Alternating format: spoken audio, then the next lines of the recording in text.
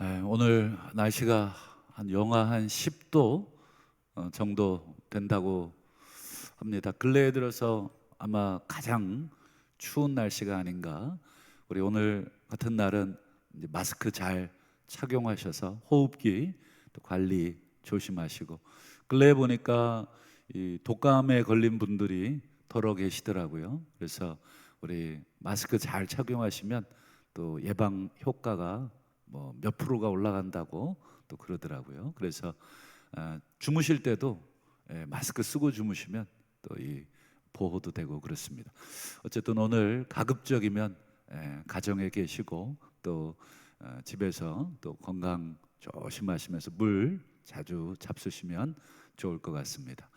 오늘 넷째 날 올라오신 우리 성도님들을 환영하면서 오늘 함께 보신 본문으로 죄짓지 않기 위한 첫 시작, 죄짓지 않기 위한 첫 시작이라는 제목으로 함께 말씀의 은혜를 나누겠습니다. 어제 새벽에 우리 예수님에 대해서 사도 요한이 이야기했죠. 우리가 우리 죄를 고백하면 그는 미쁘시고 의로우셔서 우리 죄를 다 용서하시고 모든 불의에서 우리를 깨끗하게 하신다. 그분이 누구냐? 우리를 용서하실 그분은 우리를 위해서 대언하시는 대언자. 이 대언자라고 하는 말은 위로자, 변호사 이런 말이라 말씀드렸죠. 그래서 우리 옆에서 계속 우리를 위해서 대언해주고 변호해주시고, 우리가 변호사비도 안 드렸는데도 우리를 변호해 주신다. 뿐만 아니라 우리가 죄값을 치러야 되는데 대신 자신의 목숨을 내주심으로 우리를 풀어주시는 그분. 어제 새벽에 이제 그 예수님을 우리가 잠시 나눴습니다.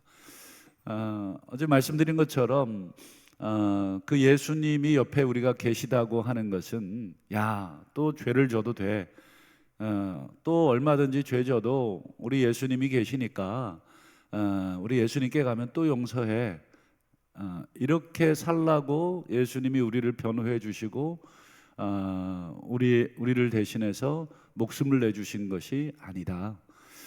사도 바울도 그 얘기를 했다고 말씀드렸죠. 우리가 죄인이었을 때 하나님의 은혜를 체험했잖아요. 그러니까 이 머리 나쁜 죄인들이 무슨 생각을 하냐면, 이거 죄지니까 하나님 은혜도 받고 좋네, 또 죄짓자, 그럼 또 은혜 주실 거 아니야, 이런 이 머리 나쁜 생각을 할 수 있느냐? 그럴 수 없느니라. 이게 성경의 가르침입니다. 물론 여러분, 우리가 예수를 믿는다 그래서 어느 순간 천사가 되는 게 아니죠. 죄를 하나도 안 짓는 존재가 되는 것은 아닙니다. 우리가 또 죄의 유혹을 받고 죄 짓고 싶고 또 넘어지기도 합니다. 문제는 어떤 죄냐가 중요하다. 그래서 성경이 말하는 이 용서받지 못할 죄, 다시는 속죄할 죄사가 없는 죄, 그 죄는 우리가 정말 버티고 견디다가 쓰러진 그런 죄가 아니라 고의로, 그래서 성경에 우리 번역에 짐짓 이렇게 번역이 돼 있잖아요. 고의로 죄를 짓는 거, 그거는 이제 가중 처벌이 되죠. 그래서 그런 것들은 하나님의 아들을 현저히 욕되게 하는 것이다. 이게 히브리서의 말씀이죠. 우리는 그럴 수가 없다는 거죠. 우리가 죄를 짓지 않는 존재가 된다는 게 아니라 죄를 고의적으로, 악의적으로 또는 지속적으로 반복적으로 지을 수 없다. 우리는 연약해서 또 넘어지겠죠. 말씀을 들어도 또 지나가면 또 까맣게 잊고 또 실수하겠죠. 그러나 말 그대로 그게 실수인지 아니면 고의인지는 하나님과 나만 아는 거예요. 그런 면에서 우리 신앙의 양심이라는 것은 대단히 중요한 것이다. 그래서 우리 교단의 헌법도 이 신앙의 양심의 기초에서 헌법이 만들어집니다. 모든 법의 기초는 다 양심입니다. 양심. 그래서 이 양심이 살아있으면 사실은 법이 아무리 많아도 크게 문제가 되지 않죠.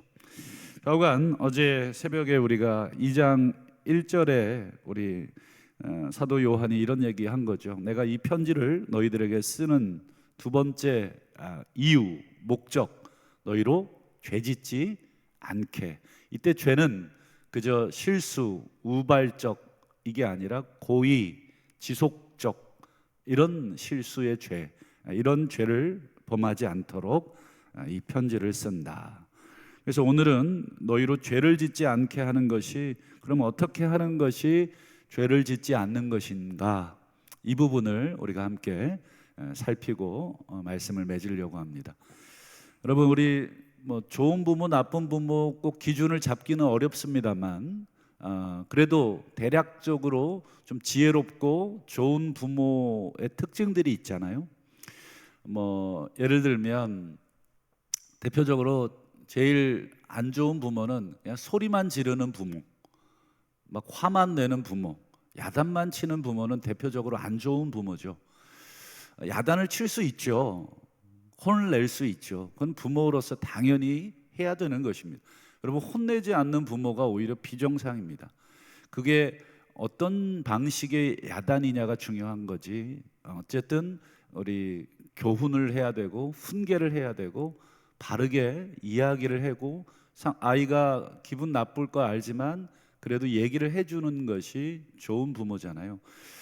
예를 들면 부모님들의 아마 대부분의 간절한 기대와 소망은 우리 자녀들이 학생이니까, 학생 때는 뭘 해야 됩니까? 공부를 해서 미래를 준비하는. 저는 공부가 단순히 잘 먹고 잘 살기 위한 그런 과정이라고 생각하지는 않는 사람입니다만, 어쨌든 이 공부라는 것은 학생일 때 꼭 필요한 과정입니다. 사고하는 방법, 그리고 공부를 통해서 미래를 또 꿈꿀 수 있고 또 미래에 대한 가능성을 열어놓을 수 있는 그런 준비를 하는 기간이잖아요. 그래서 우리 부모님들이 대부분 우리 자녀들이 알아서 척척 우리 공부해 주는 자녀가 있으면 정말 최고 좋지만, 대부분 자녀들은 이 공부까지 올라가기 많은 유혹이 있습니다. 게임도 있고 또 TV도 있고 또 친구들도 있고 많은 유혹들이 있죠. 근데 이제 부모님들이 간혹 아이들에게 야, 게임 좀 그만해, 야, TV 좀 그만 봐. 요즘은 이제 TV 안 보고 애들이 스마트폰 많이 보잖아요. 야, 스마트폰 좀 그만 봐. 이렇게만 얘기하는 부모님이 계시다면 뭔가 2% 부족한 부모님이죠. TV를 그만 봐, 스마트폰 그만 봐, 게임 좀 그만해 라고 말을 하는 그 목적이 무엇이냐면, 좀 공부 좀 했으면 좋겠다, 지금 미래를 조금 준비했으면 좋겠다, 요거 얘기하고 싶은 거잖아요. 그러면 여러분, 그 다음 말을 해주셔야 됩니다. 그냥 막 화를 내면서 TV 좀 그만 보라고만 윽박을 지르면 이 똑똑한 아이들은 그 부모님의 의도를 금방 알아듣고 공부하라는 얘기구나 하고 공부하죠. 그런데 대부분 아이들은 그렇지 않으니까 부모님이 꼭 집어서 뭘 해야 될지를 가르쳐 주는 게 좋습니다. 특별히 어릴수록 구체적으로 지시를 해주는 것이 자녀들이 그 다음 스텝을 준비하는데 좀 수월합니다. 자기가 알아서 뭔가 하기까지는 부모님들이 뭐뭐 하지 마라 라는 명령과 더불어 뭐뭐 해라 라고 하는 말을 함께 해주어야 합니다. 오늘 사도 요한이 죄짓지 마라, 또 죄짓지 않도록 내가 너희들에게 이 편지를 쓴다, 요거까지 얘기하고 편지를 끝낸 게 아니라 그 다음 스텝을 이제 사도 요한이 이야기를 하죠. 그게 오늘 3절, 4절, 5절입니다. 한번 한꺼번에 보시죠. 여러분, 3절, 4절, 5절 계속 반복되는 표현이 나오죠. 계명을 지켜라, 계명을 지키지 아니하는 자, 계명을 지키는 자. 말씀 계명 지킨다, 요 단어가 계속 3절, 4절, 5절 똑같은 말인데 약간씩 다르게, 물론 이걸 하나하나 다 우리가 설명하고 이해할 시간은 없지만 하나만 딱 우리가 본다면 죄짓지 마라, 여기서 끝나는 게 아니라 그 다음 스텝이 뭐예요? 그의 계명을 지켜야 된다. 이 두 개가 밸런스를 잘 이루어서 오늘 우리에게 말씀을 하고 있는 것입니다. 그러면 그 다음 질문이 또 나와야죠. 야, 공부해라. 여기까지만 하면 또 부족해요. 야, TV 그만 보고 여기까지만 하면 완전 부족하죠. 공부해라. 조금 더 낫지만 그래도 부족하죠. 그러면 그 다음 스텝이 또 있어야 됩니다. 어떻게 공부해야 되는지, 뭘 공부해야 되는지. 아직 아이가 스스로 자기가 계획을 세워서 공부할 그런 준비가 돼 있지 않으면 부모님이 학습을 좀 지도해 주셔야 됩니다. 오늘은 영어를 여기서부터 여기까지, 수학은 여기서부터 여기까지, 국어는 여기서부터 여기까지. 그래서 공부하고 그 다음 스텝도 중요합니다. 엄마나 아빠에게 와서 점검받아.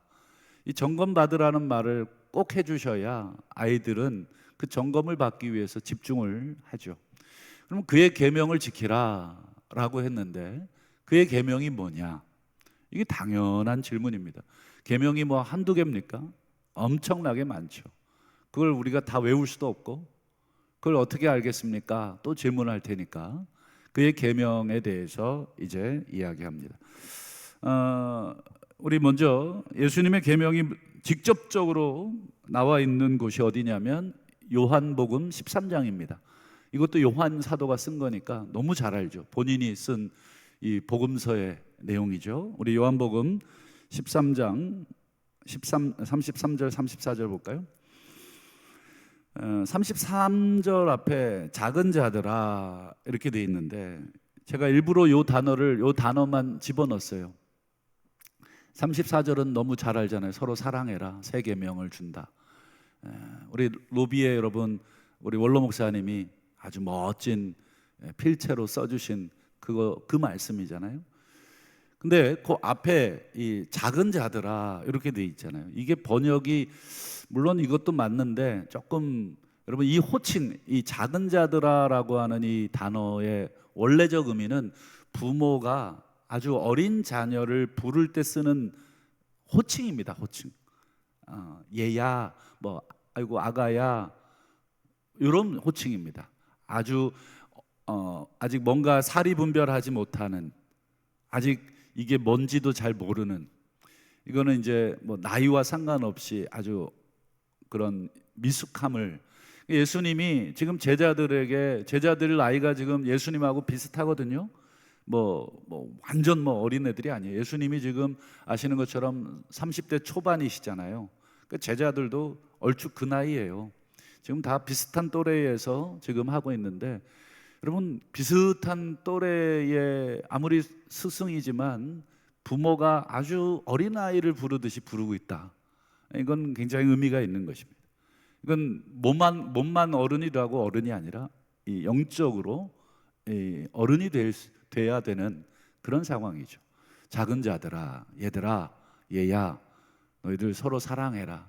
마치 제가 어릴 때 우리 아이들 불러다 놓고 막 혼내면서 했던 말 같아요. 하도 싸워가지고 이렇게 극단적인 조치도 취해보고 하여튼 여러 가지 막 이렇게 야단도 쳐보고 막 그랬는데 잘 안 돼요. 이게 자기중심적이기 때문에 돌아서면 이게 또 다툼을 하고 또 그렇습니다. 예수님도 지금 그런 상황인 거죠. 그런 심정이에요. 얘들아, 내가 계명을 다시 준다. 새로운 계명을 준다. 서로 사랑해라. 여러분 이 서로 사랑하라는 이 새 계명을 우리가 온전히 이해하려면 이 배경을 좀 아셔야 됩니다. 이 계명을 주신 상황, 이 계명을 주신 배경. 요한복음 13장을 우리가 이제 요한복음을 새벽마다 우리가 보고 있는데 이 요한복음 이 서로 사랑하라는 새 계명을 주신 배경은 이렇습니다. 제자 중에 하나였던 가룟 유다가 지금 예수님을 팔려고, 지금 마귀가 그 안에 들어가서 예수님을 팔겠다는 그런 생각을 가지고 지금 식사를 같이 하는 상황입니다. 그리고 예수님은 그 가룟 유다에게 네가 하고자 하는 일을 속히 하라고. 제자들이 지금 도대체 뭔 소리야? 너희 중에 하나가 나를 팔리라. 제자들이 지금 그 식사 자리에서 예수님의 그 소식을 듣고는 서로 의심의 눈초리로 지금 쳐다보고 있는 상황.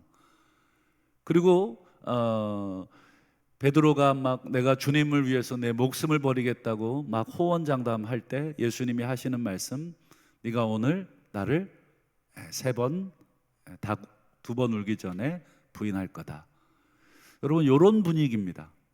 제자 한 명은 지금 배신하려고 그러고, 예수님은 너희 중에 한 명이 나를 배신할 거라 그러고, 베드로는 나를 부인할 거라 그러고, 지금 이 식사 자리 분위기가 굉장히 화기애매한 자리죠. 너무너무 어색한 자리고, 너무너무 서로 얼굴을 쳐다보기도 힘든 자리고, 빨리 이 식사가 끝났으면 좋겠다, 이런 분위기예요. 그런 분위기 속에서 예수님이 느닷없이 허리에 수건을 두르시고 지금 뭐 하고 있냐면 세족식을 하고 있는 거예요. 다 닦아주시면서 그 다음 하시는 말씀, 너희도 서로 닦아줘야 된다. 앞으로 일어날 마치 일들이 이 제자 공동체를 완전히 파괴시킬 것. 여러분, 한 명 배신하고 나갔죠. 또 베드로는 수제자인데 지금 뭐예요? 세 번이나 모른다고 부인했죠. 나머지 제자들은 지금 어디에 있는지 지금 행방불명입니다. 찾을 수가 없어요. 이런 상황이 곧 닥칠 텐데, 그 상황이 닥치면 여러분 반드시 무슨 일이 벌어지냐면 서로 책임 논방이 벌어지게 돼 있습니다. 너 그때 어디 있었어? 너 그때 뭐 했어? 야, 나는 그때 부인하긴 했어도 그 현장까지는 갔었잖아. 야, 현장 가면 뭐해? 거기서 부인하고 있는데 차라리 그 자리에 없는 게 더 낫지. 거기까지 가서 수제자 중에 주제에 가서 모른다고 세 번이나 쪽팔리게 부인하고 있어.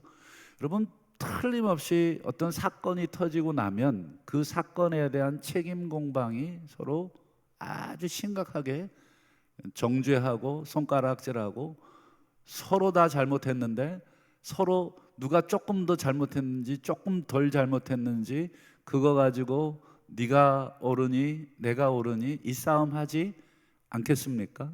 반드시 그 싸움하게 돼 있습니다. 여러분, 우리나라도 보세요. 계엄 전국에 지나면 여러분 줄줄이 다 옷 벗습니다.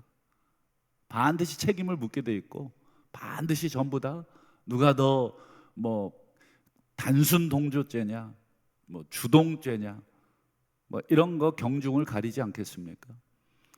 사회도 그렇고 여러분 교회도 그렇습니다. 이런 상황에서 서로 발을 닦아줘야 돼. 그리고 하시는 말씀, 얘들아, 내가 계명 하나 새로 줄게. 서로 사랑해라. 그 말을 들을 때는 뭐 얼마든지 사랑할 수 있을 것 같은 생각이 들겠죠. 뭐 사랑하죠. 뭐 어렵나요? 뭐 사랑하면 되죠. 근데 여러분, 시간 지나서 지금 이런 분위기, 이런 상황이 벌어진 다음에 서로 사랑하라는 말이 어떻게 들리겠습니까? 별나라 얘기, 달나라 얘기로 들리는. 지금 이런 상황에서 뭘 사랑을 해? 지금 이해해주기도 힘든 상황인데. 지금 이 새 계명이 주어진 이 상황이 바로 이런 상황입니다. 그럼 마지막으로 새 계명을 준다. 서로 사랑하라. 이건 굉장히 추상적인 얘기잖아요. 여러분, 사랑이라는 거 뭐 누가 모릅니까? 그 단어를 모르나요? 근데 이 사도 요한은 부모로서 죄 짓지 마라, 계명 지켜라. 그분의 계명은 서로 사랑하는 건데, 그러면 사랑하는 것의 첫 출발은 어디서부터 돼야 되는지를 이제 마지막으로 오늘 설명하고 말씀을 맺습니다. 우리 2장 9절과 10절만 볼까요? 11절만 보죠. 9절 11절. 자, 새 계명을 얘기하면서 9, 10, 11절이 새 계명에 대한 설명인데요, 해설인데요. 두 번, 물론 10절은 좀 긍정적이지만 9절과 11절은 사랑이라는 단어 대신에 무슨 단어를 사용하고 있습니까? 미움이라는 단어를 쓰고 있죠. 빛 가운데 있다 하면서 형제를 미워하는 자 아직도 어둠에 있는 것이고, 형제를 미워하는 자 어둠에 있는 것이다. 뭐 같은 말이지만 사랑이라는 말은 하나도 없지만 미움이라는 단어를 통해서 사랑의 첫 스텝을 어떻게 밟아야 되는지. 수학 공부를 야 수학 좀 공부해 이렇게 얘기하는 부모는 물론 좋은 부모죠. 무슨 과목이 중요한지를 가르쳐 줬으니까. 그러나 조금 더 좋은 부모가 되려면 야 오늘 9구단 오늘 2단까지 암기해서 검사 받아. 여러분 수학의 기초는 결국 9구단부터 시작해야 될 거 아니겠어요? 사칙 연산부터 해야 될 거 아니겠어요? 기본적인 연산이 돼야 그 다음 공식도 가르쳐 주고 그 다음 이론도 가르쳐 줘서 조금 더 응용 문제를 들어가겠죠. 영어 문장을 해석하려고 하는데 갑자기 여러분 대단히 문학적인 작품을 던져주면서 내일까지 해석해, 이런 부모는 나쁜 부모죠. 차라리 단어 10개 주면서 오늘까지 요 단어 10개 암기해서 검사 받아, 이렇게 말하는 것처럼 여러분 지금 죄 짓지 마라, 계명 지켜라, 사랑해라, 다 모르는 얘기 아니지만 그러면 거기 어디서부터 시작해야 되는지, 구구단이 뭔지, 필수 암송해야 될 단어는 뭔지, 그 사랑의 첫 단어는 바로 미워하지 않는 것입니다. 미워하지 않는 것. 여러분 사랑하라는 말과 미워하지 않는 것은 물론 똑같은 의미는 아니지만 그 첫 시작이 미워하지 않는 거에서 이제 사랑으로 올라가는 것이죠. 첫 단추를 꿰주고 있는 것입니다. 우리 9절과 11절이 바로 그것입니다. 형제를 미워하지 마라. 형제를 미워하지 마라. 지금 요한일서 교회 안에는 지금 교회를 온통 뒤집어 놓고 나간 사람들이 있고, 그 나간 사람들의 영향을 받은 사람들이 아직 교회 안에 있었어요. 그래서 이 교회 안에도 나간 사람 못지않게 지금 교회 안에도 여전히 문제가 있는 것입니다.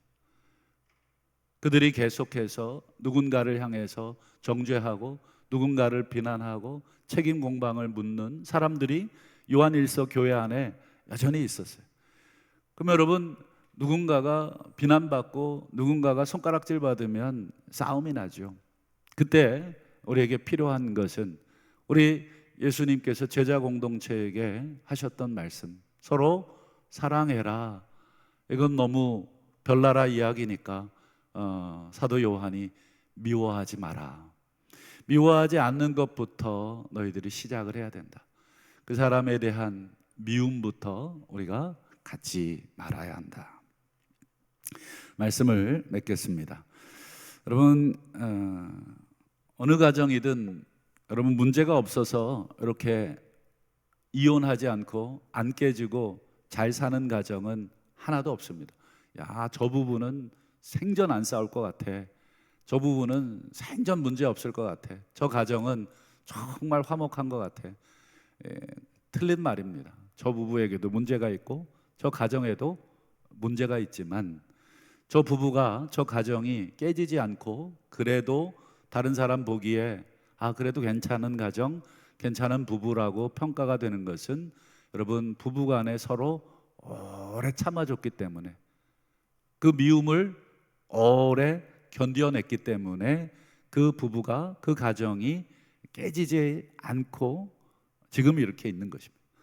진즉에 여러분 그 미움을 우리가 표현했다면 그 가정은 박살이 났죠. 깨졌죠. 그것처럼 어떤 조직이든 또 공동체든, 특별히 우리 신앙 공동체도 그렇습니다. 우리가 왜 미움이 없겠습니까? 서로 이렇게 다른데 말하는 방식도 다르고 생각하는 버릇도 다르고 또 표현하는 것도 다른데 어찌 오해가 없겠고 어찌 미움이 없겠고 어찌 서로 분쟁이 없겠습니까? 그러나 여러분 좋은 교회는 어떤 교회입니까? 그 모든 것들이 다 있지만 그 모든 것들을 품을 수 있는 여러분 사랑의 사람들이 그곳에 있기 때문에 그런 면에서 여러분 우리 할머니 할아버지들의 역할이 중요하지요. 우리 부모들이 자녀들을 막 혈기로 혼낼 때 할머니 할아버지들이 오랜 지혜와 경험을 통해서 참아주고 인내해주고 했을 때 그 가정이 울타리가 지켜지는 것처럼 교회에도 그런 면에서 여러분 이 작은 자들, 영적으로 미숙한 자들이 교회를 흐집어 놓을 때 영적으로 성숙한 어른들이 계셔야 됩니다. 그러지 마라, 참아야 한다. 때로는 혼도 내시고 때로는 타이르기도 하시고 때로는 안아주기도 하시고 이 부모가 자녀들을 훈육하는 그런 모든 방식으로 이렇게 했을 때 여러분 아직 미숙한 부모로서 혈기가 올라올 때 성숙한 우리 어른 성도들이 영적으로 하나님과 깊은 사귐에 있는 어른 성도들이 그 교회를 하나 되게 지켜나가는 것, 그게 좋은 교회와 나쁜 교회를 가르는 아주 중요한 척도인 줄로 믿고 올 한 해 여러분 우리 그리스도의 몸을 우리가 어떻게 세워야 되겠습니까? 문제가 하나도 없이 만드는 교회를 가자. 아니요. 여러분 문제가 100개가 되든 1000개가 되든 여러분 좋은 교회는 그리스도의 몸을 세우는 교회는 어떤 교회입니까? 그렇죠. 그 문제 100개, 1000개라도 다 우리가 품고 인내하고 같이 기도하면서 또 미움으로 커지지 않도록 그것을 우리가 사랑이라는 단어로 표현해도 좋고 그렇게 가는 성도, 특별히 저는 이 신년 새벽 기도에 올라오신 성도들이 저는 하나님께서 그 역할을 더 맡기셨다. 왜냐? 하나님은 기도하는 사람 통해서 일하시기 때문에 그렇습니다.